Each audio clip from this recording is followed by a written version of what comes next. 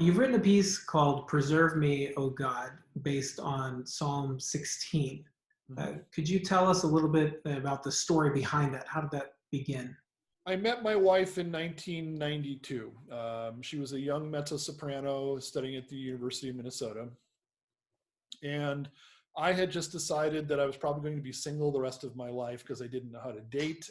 I met a group of about 8 to 10 students who were wanting to do like a weekly prayer session at the University of Minnesota. And Mitzi was one of those. And so I had stopped to say hi to her in an office where she was working. I found out she was a singer, and I thought, great. And then I went and heard her sing, and I just went, oh no, this is not a good thing. So we tried to actually plan a date. It took us like 3 months because we were so busy. But I said, look, I would love to write a piece for you, typical composer. Yep. And That's I the said, pickup line, right? yeah. What's your favorite, text from the Bible? And she told me Psalm 16.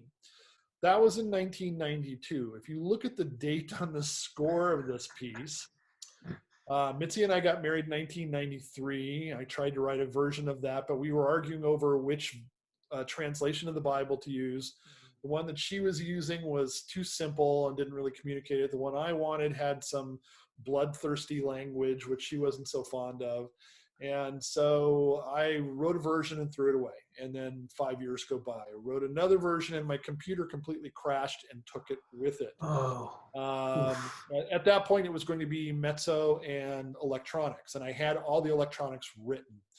So goodbye version. And then I got busy with school teaching and other pieces and other things like that. And then about 4 or 5 years ago, the horn player that I wrote Honk for passed away due to cancer.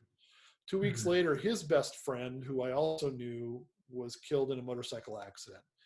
And so much like 2020 is becoming just this kind of, harrowing of all of our friends and colleagues, I thought, this was in September, I thought, oh my gosh, I can't let this go by again.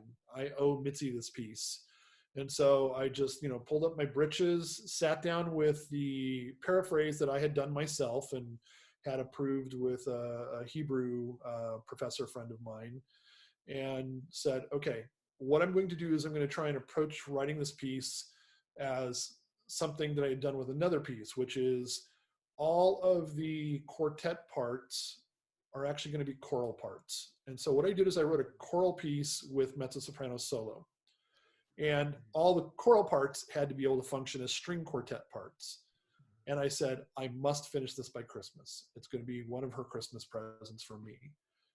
My wife is a very, very fine lyrical mezzo-soprano who's just a fabulous musician. She sight reads better than most studio violinists, and she's just really quite good. So I was very nervous when I presented it to her, and then played the MIDI part for her. And I was very pleased when she started crying, and very pleased she liked it.